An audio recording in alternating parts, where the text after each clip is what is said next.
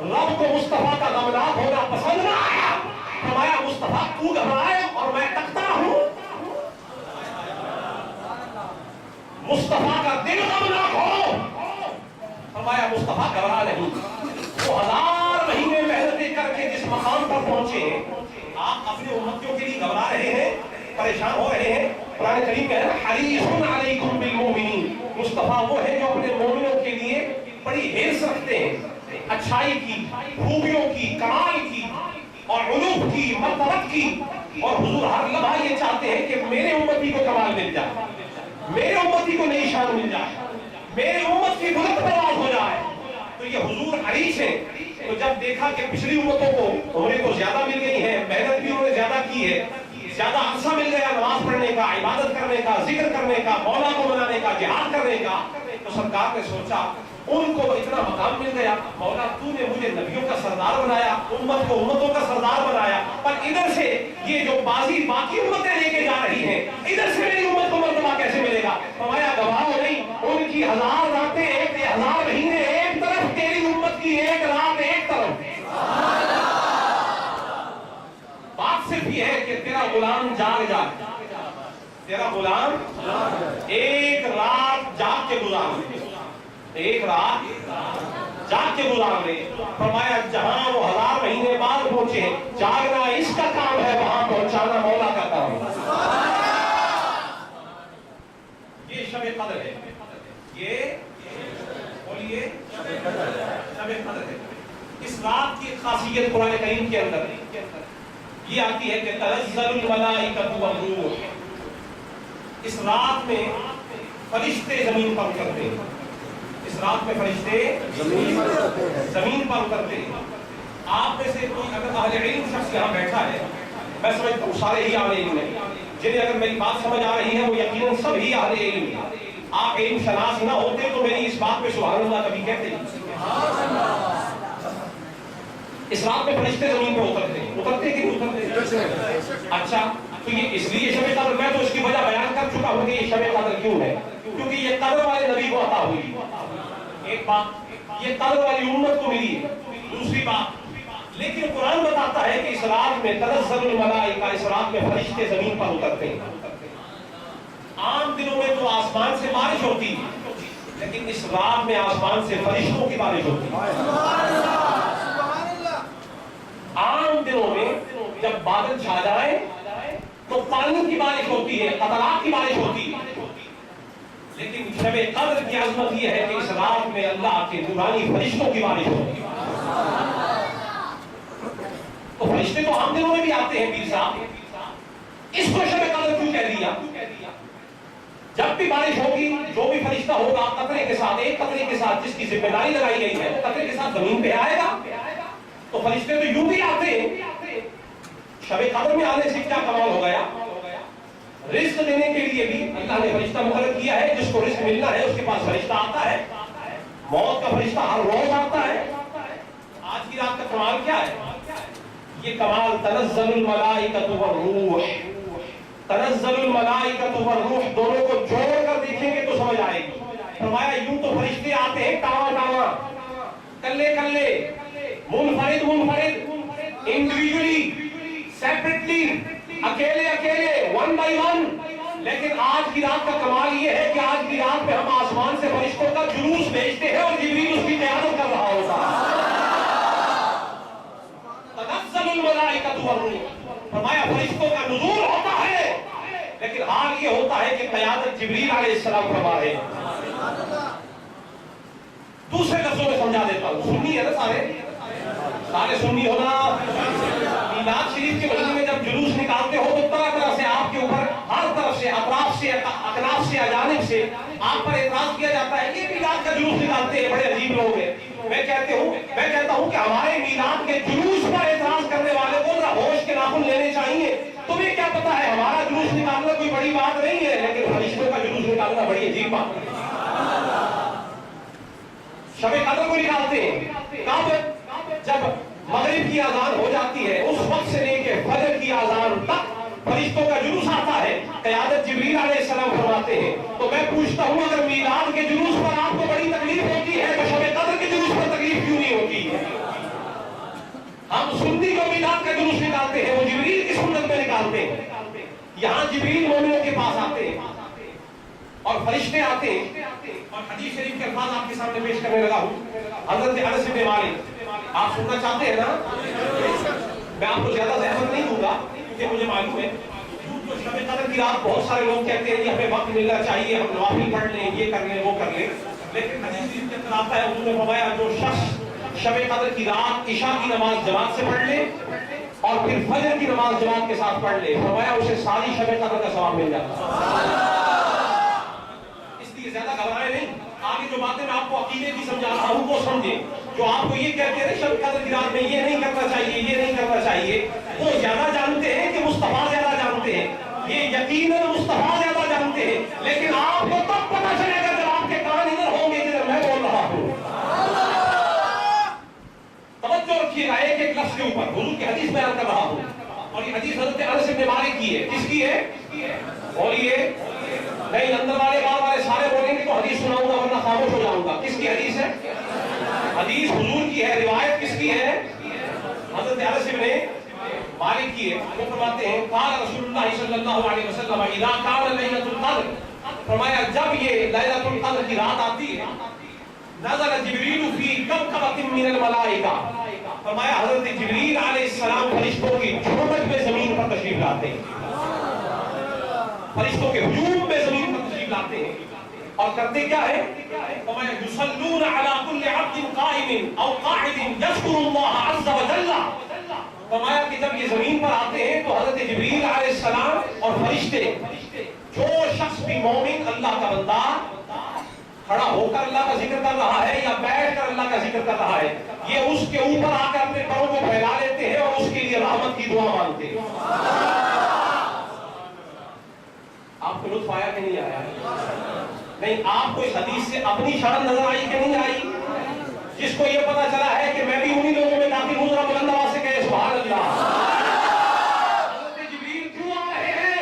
حدیث بتا رہی ہے کہ جبریل اور فرشتے اس لیے آئے ہیں کہ آج کی رات میں جو کھڑا ہو کے ذکر کر رہا ہے اس کی بھی رحمت مانگنی ہے, اور جو بیٹھ کر اللہ کا ذکر کر رہا ہے اس کے لیے بھی مولا سے رحمت مانگنی ہے.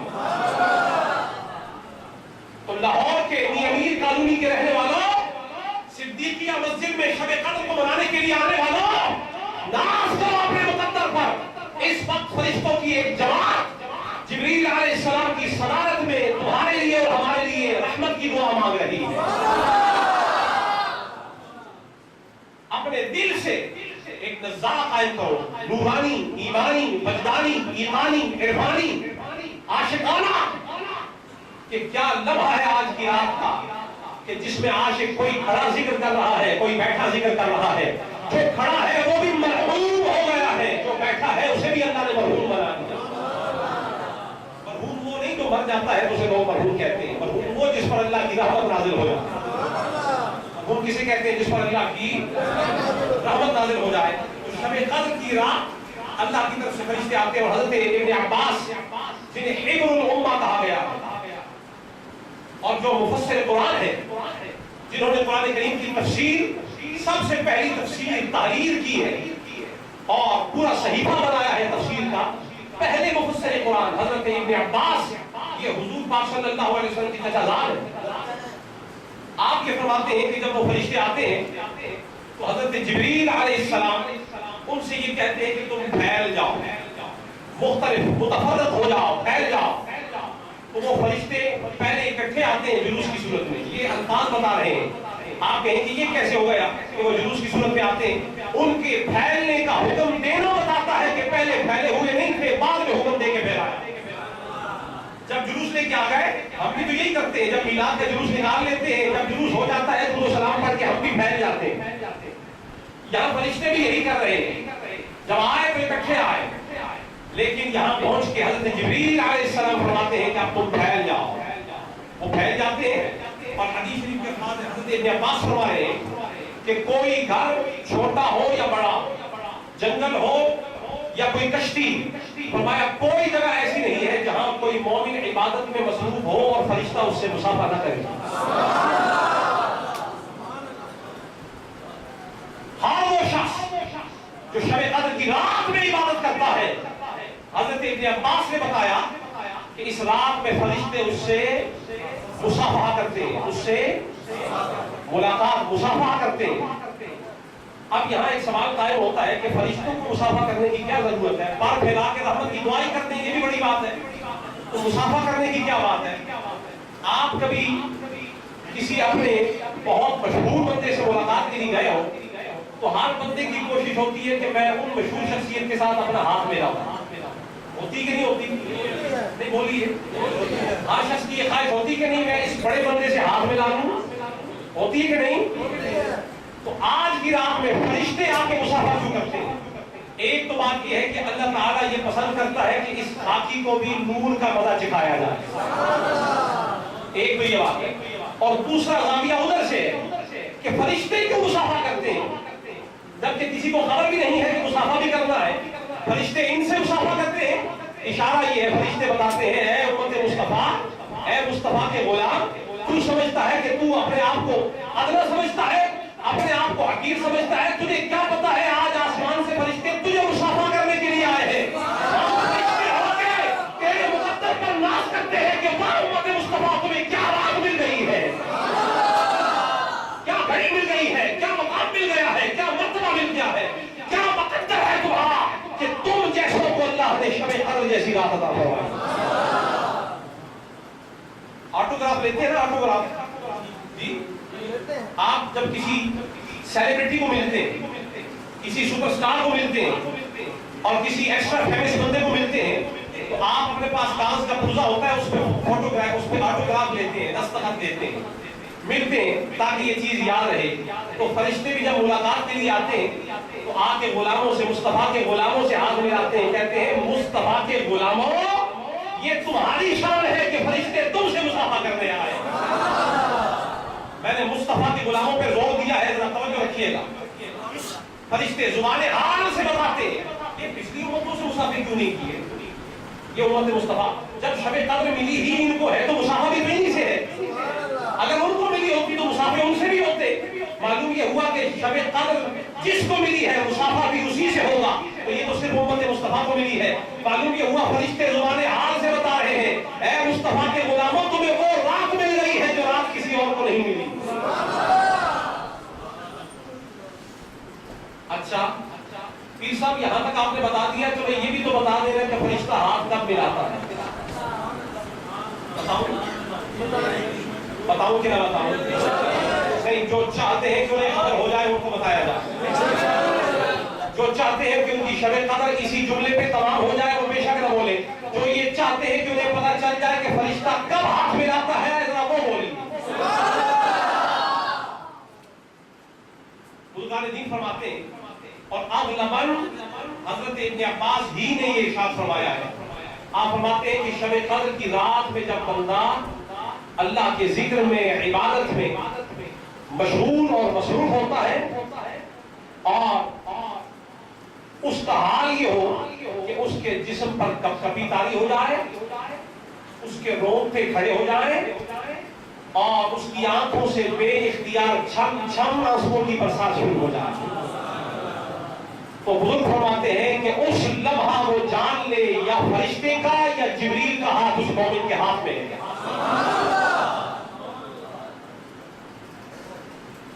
بات سمجھ آئی؟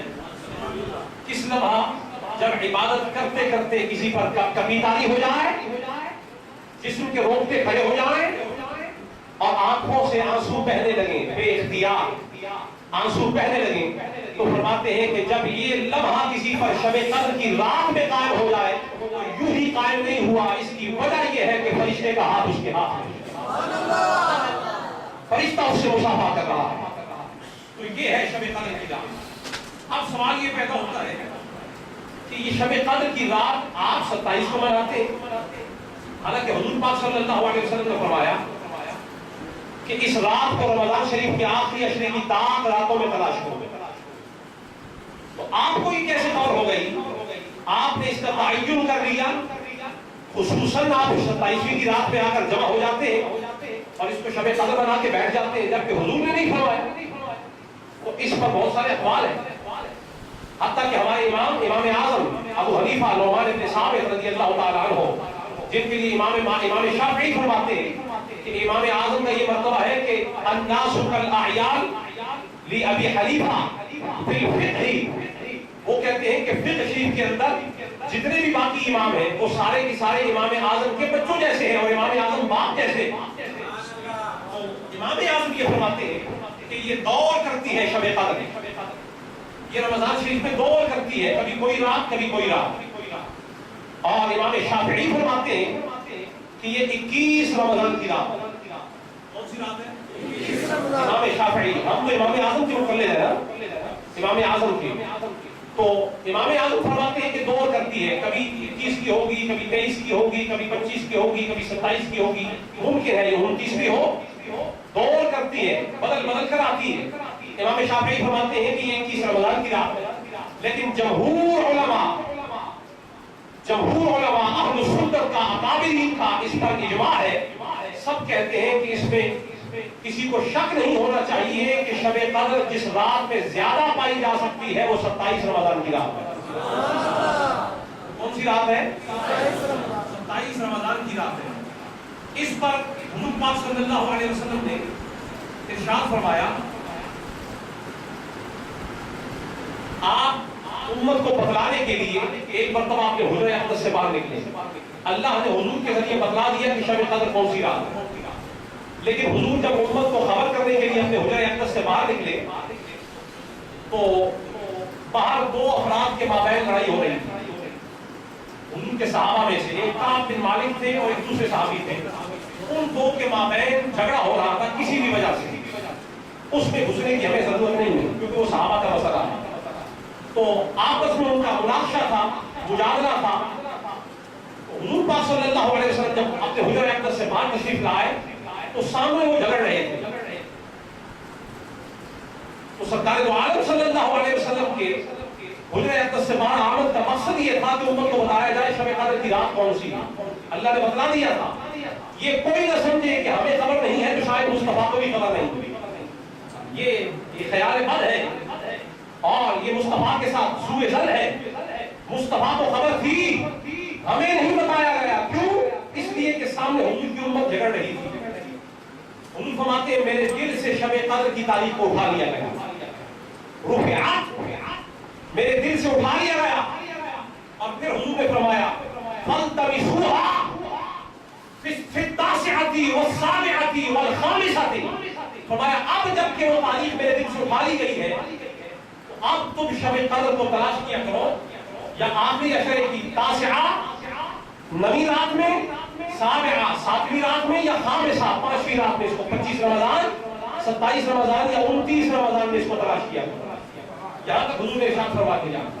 اب یہاں پہ آ کے جب بہت سارے لوگوں کے اندر، چونکہ ہم 27 رمضان کو شب قدر مناتے ہیں، اہل سنت کا، میں نے آپ سے کہہ دیا نا یہ جمہور عقیدہ ہے اور علماء اہل سنت کا اکابرین کا اس پر اجماع ہے کہ شب قدر 27 رمضان ہی کو اس کا وقوع ہونا زیادہ ممکن ہے.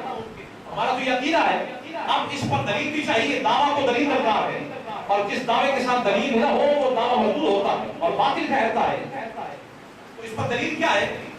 حضرت ابن عباس رضی اللہ تعالیٰ عنہ کی روایت آپ کے سامنے ابن کثیر سے پیش کر رہا ہوں. آپ فرماتے ہیں کہ قرآن کریم میں جو سورہ قدر نازل ہوئی ہے، اِنَّا أَنزَلْنَاهُ فِي لَيْلَةِ الْقَدْرِ وَمَا أَدْرَاكَ مَا لَيْلَةُ الْقَدْرِ لَيْلَةُ الْقَدْرِ خَيْرٌ مِنْ أَلْفِ شَهْرٍ تَنَزَّلُ الْمَلَائِكَةُ وَالرُّوحُ فِيهَا بِإِذْنِ رَبِّهِمْ مِنْ كُلِّ أَمْرٍ سَلَامٌ هِيَ حَتَّى مَطْلَعِ الْفَجْرِ. آپ فرماتے ہیں کہ اگر کوئی شخص چاہتا ہے کہ اسے معلوم ہو جائے کہ شب قدر کون سی ہے، یوں تو اللہ نے اس کو بنایا، بنا کے اس کو چھپا دیا، بنا کے اس کو آخری 10 راتوں میں رمضان کی چھپا دیا، آخری عشرے کی. لیکن حضرت ابن عباس فرماتے ہیں کہ اگر کوئی شخص چاہتا ہو کہ اسے اس چیز کی معرفت نصیب ہو جائے کہ شب قدر کیا ہے اور کون سی ہے، تو فرمایا اسی سورہ قدر میں اللہ نے اشارہ فرما دیا. اسی سورہ قدر میں اللہ تعالیٰ نے، بولیے نا، نہیں آپ کو کسی نے کہہ دیا کہ پیر صاحب بولے تو بولنا نہیں ہے جی، یا پولیس والوں سے ڈرتے ہیں؟ آپ گھبرائے نہیں، انشاءاللہ آپ کو کوئی نہیں پکڑے گا انشاءاللہ. اتنے تعلقات پیر صاحب نے بنائے ہوئے ہیں کہ لاہور میں آپ کو کوئی پکڑے تو میں چھوڑا سکتا ہوں انشاءاللہ. جب بلند آواز سے بولو سبحان اللہ. یہ شب قدر کی رات ہے، یہ قدر کی رات ہے، شب قدر کی رات ہے نا. تو سنی ہو کر اور مومن ہو کر اتنا ماٹھا بولے تو میں سمجھتا ہوں شاید سمجھ نہیں ہے کہ شب قدر ہے یا قدر ہے؟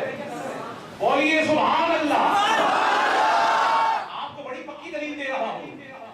حضرت حضور کے صحابی ہیں, چچازاد ہے حضرت ابن عباس.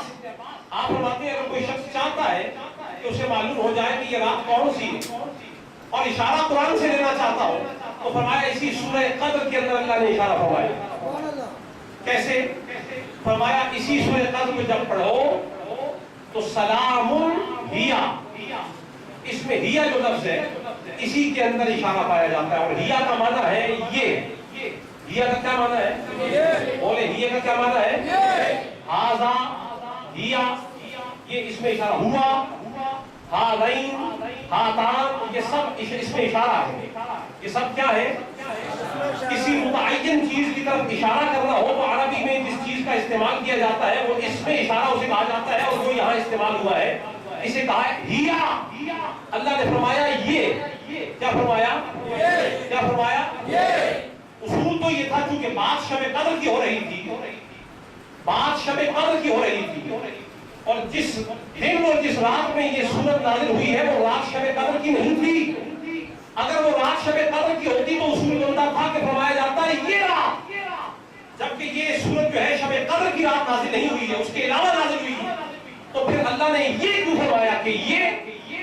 تو یہ اس لیے میں نے آپ کو سمجھا دیا, یہ اس لیے کہا جاتا ہے. جب آپ بھی کہیں گے نا میں بھی کہوں یہ مائک کا سٹینڈ, یہ مسجد, یہ صاحب, یہ طالب علم, یہ کتاب, یہ ٹیبل, تو جو چیز پاس ہوگی اس کا اشارہ کیا جائے گا کہ یہ. سمجھ آ رہی کہ نہیں آ رہی؟ اب اللہ نے جب سورہ قدر کے اندر فرمایا تھا ہیا, تو ہیا اس میں اشارہ ہے, اشارہ کر دیا. لیکن کس کی طرف اشارہ کیا ہمیں سمجھ نہیں آئی. تو ابن عباس فرماتے ہیں کہ انا انزلنا سے الفاظ کو گننا شروع کر دیں اور ہیا پر پہنچ جائے, دیکھتے ہیں ہیا کتنے نمبر پہ آتا ہے. تو آج آپ بھی دیکھ لیتے ہیں کتنے نمبر پہ آتا ہے. انا گنتے جائیں اپنے ہاتھ پہ. انا انزلناہ فی لیلۃ القدر وما ادراک ما لیلۃ القدر لیلۃ القدر خیر من الف شہر تنزل الملائکۃ والروح فیہا بإذن ربہم من کل امر سلام. 26 ہو گئے. اور فرمایا ہیا, فرمایا یہ 27واں لفظ ہے ہیا. فرمایا جس کو شک ہو کہ وہ کون سی ہے وہ ہیا میں سے نکال لے.